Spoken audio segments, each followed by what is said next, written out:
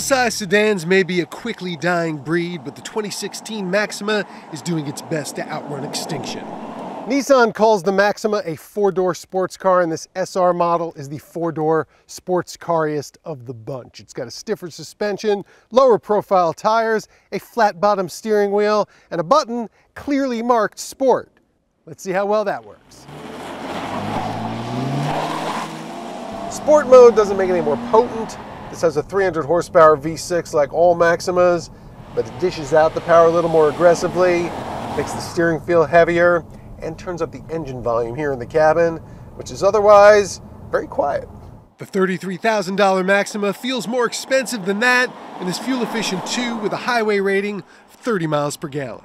Like most Nissans these days, the Maxima has a continuously variable automatic transmission with no fixed gear ratios, but the SR does come with these paddles behind the steering wheel that let you pretend you have 7 gears, because if you can't shift gears, you can't play race car driving. Or fighter pilot. The Maxima's designers say they were inspired by a visit with the US Navy's Blue Angels. No, they're not talking about the color. They mean that wraparound look to the cockpit. And inside of it, you've got Nissan's specially padded zero-gravity seating and the center stack that's canted 7 degrees toward the driver, which is infinitely more canted than if it weren't canted at all. Push on a little hard, and this does feel like what it is, a powerful front-wheel drive car with all of the dynamic limitations of one of those. But it's got a number of electronic systems designed to enhance its handling. And while this doesn't have a computer-controlled active suspension or anything like that, Nissan figured out a way to imperceptibly use the brakes to transfer the weight of the car when you go over a bump, keep it from bouncing down the road.